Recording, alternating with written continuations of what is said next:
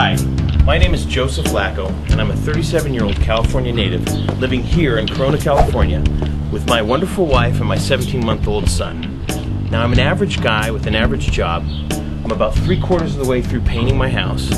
My irrigation needs some work, but I don't have time for those things right now.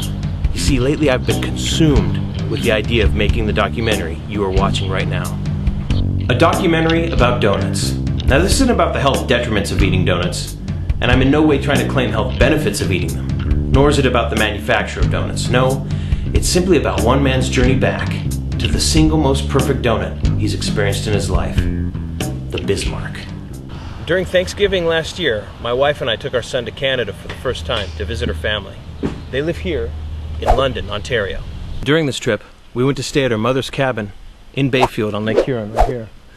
Most of her family came up that day, and in the morning, I went with her brother and his children into a little town called Zurich, about 25 minutes from here. In Zurich, we stopped at the tasty new bakery. While inside, among other things, we bought 12 Bismarcks. Within 12 hours, I had eaten 6 of them. That's just how it went down. I'd been touched by the hand of God through a donut. Now I realize this may have been a unique experience, that I may have been in a certain place at a specific time, that my judgment may have been skewed for various reasons. That's why I'm making this journey back to the Bismarck, to find out if it truly is what it seemed to be. Now, to qualify my report, I'd like to give you a background on my personal experience in life with donuts. It all started here at St. Bruno's Catholic School in Whittier, California. Right over there in that covered eating area. So this is where I went to grade school and had my first memory of donuts. This is Hugh Herrera. He's a schoolmate of mine at the time, and still a good friend of mine to this day. Might be your first memory. I don't know if you remember, but we would have hot lunch intermittently. I think it was once a month or maybe weekly. Every Friday. It was every Friday. And you get this little piece of slip of paper, and there would be a variety of different lunches that they would bring in, from Piner Chicken, Pizza Place, Tina's Pizza, right. And our Wiener Schnitzel. The hot dogs, oh yeah, I remember that. McDonald's even. I think there were burgers, yeah. Burgers from McDonald's. Taco Bell. Oh yeah, you could like the bean and cheese burritos they would have, or tacos, right? But always on the lower right-hand corner of the slip there was a donut option. And they'd bring in these donuts from, I think it was, you called it Dandy Donuts. Right. And I didn't know that.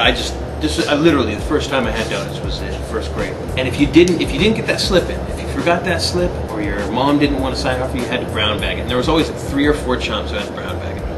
I was unfortunate. Did you ever? That happened to me too. Yeah, you just wasn't felt. Cool. No, it was not. But today we're both in luck because I brought us some donuts. I went to Jack's, which is an old one up on Whittier Boulevard there. Speaking of Jack's, remember Jack Fackler? Oh, I remember Jay Fackler. I hung out with Jay Fackler. I hung out with Jay Fackler. I gotta get a bite. Oh man. See, I don't eat these a lot now. I remember it. Yeah? I hung out with Jay Fackler, Mark Gentili, and, but you were with like David Tritz, Darren Collette. Kevin Provost. Kevin Provost? Ray Hernandez. Ray Hernandez, yeah. Greg Nolasco. Gay guy. Boner? Boner. Yeah. These are the nicknames we give these kids. Yeah. We were ruthless. And this is like. I don't recall being ruthless. I just remember, hey, gay guy. I was totally down with that. I didn't know I was being pretty brutal. Funky. Funky. That wasn't too brutal. Like, gay guy. Gay guy. What's up, gay guy? Man. Well, that's the first one. That's how I remember it. Hugh, I want to thank you for coming out and joining me here. Glad to be here. Good to see you, Joe. Good to see you at the old digs. Take care. You too, man. From that time through high school, I'd have the occasional donut, but my younger sister Laura became diabetic at the age of 6. And there was never really any sugar in the house. We moved to Lake Arrowhead from Whittier my sophomore year. Anytime you get a bunch of kids on a mountain like this, with no place to really hang out, some partying is bound to happen. So, one weekend when my parents were away, I had a few friends over to the house. I got a little hungry in the night and decided to drive in the snow to the 7-Eleven on the other side of the lake. In here I bought a pack of 8 Hostess powdered jelly-filled donuts. Now I'd show them to you, but they don't seem to make them anymore. My idea was to get them back to the house, everybody could enjoy them. But on the drive home, I ate every single one of them. After high school, the only 2 donuts that I recall enjoying are the occasional Hostess Dunkin' Sticks and a line of fat-free donuts from Entenmann's Bakeries. Now back in the 90s, there was always a box in our house, and they're very enjoyable. They stopped distributing them here because I guess they weren't selling well.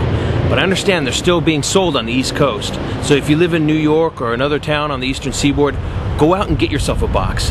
They're tasty, and how can you lose? Fat-free donuts. The next time I had a donut house donut on a regular basis was at this Winchell's Donut in Pasadena. It was here that I found a love for a whole new kind of donut, the chocolate-covered devil's food.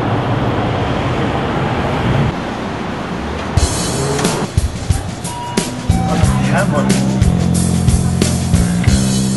With coconut? Yeah. Yeah, okay, I'll take one with coconut. And a buttermilk bar. Alright, so what we got here is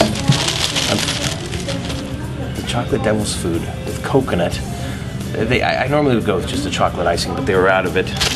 And one of their buttermilk here, which are both pretty tasty. Now, I believe theirs is real devil's food.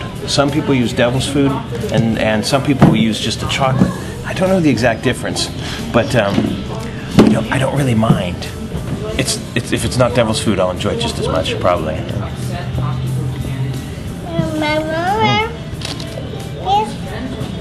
It's a chocolate cake. Yeah, it's not devil's food. I learned the difference, I think, after. But that's what I would eat when I was in college here. Now this buttermilk bar is a little bit different too from the buttermilks that you might find at a lot of mom and pops. It's a little thinner. Most of them are a little bit more cakey, a little bigger. And but we'll see. Let's see it. Works out fine for me. Now give me that.